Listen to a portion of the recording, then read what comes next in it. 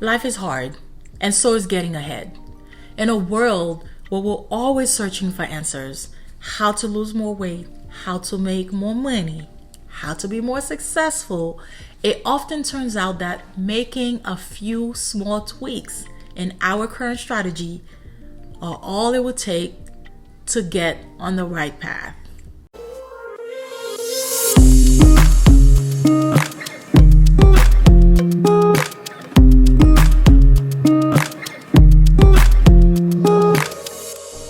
As I continue to grow in my career as a physician, entrepreneur, and a coach, I realize that it's the small course corrections in my method that seem to have the biggest impact.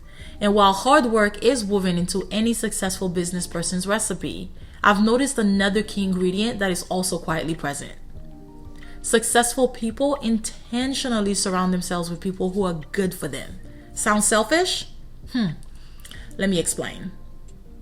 The people that we associate ourselves with have the power to propel our careers and empower us to achieve our goals. But they can also have a stagnating effect of stunting our growth and, worse, holding us back or bringing us down.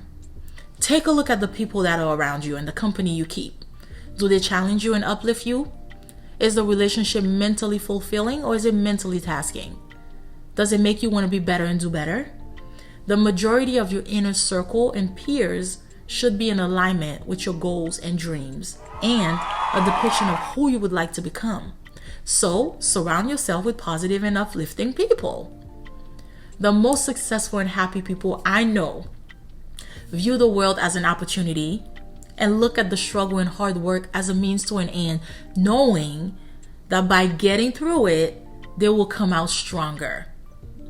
Focusing on what could go wrong and how hard it will be to complete the task only causes fear and immobility.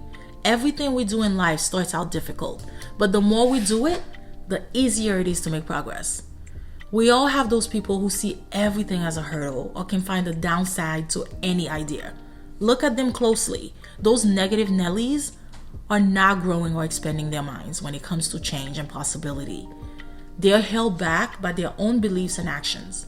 Naysaying and pessimism are not key ingredients for growth and success. So, you should surround yourself with people who root for you and want to see you succeed. Positivity breeds possibility, which leads to success. Remember that.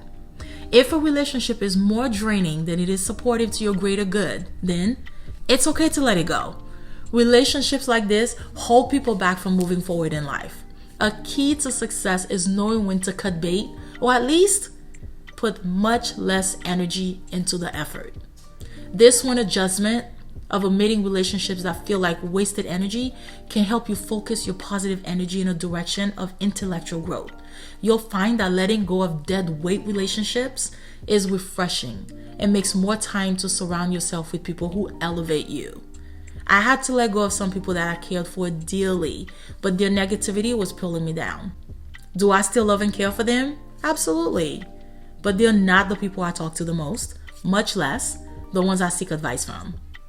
It is time to let go of some people so that you can fly. You got this. And if you have to set some boundaries with some people, share a bit of your stories in the comments below to encourage others and let them know that they are capable too. Don't forget to like this video so we can reach more people, subscribe to the channel, hit the notification bell. We are all in this together. See you next time.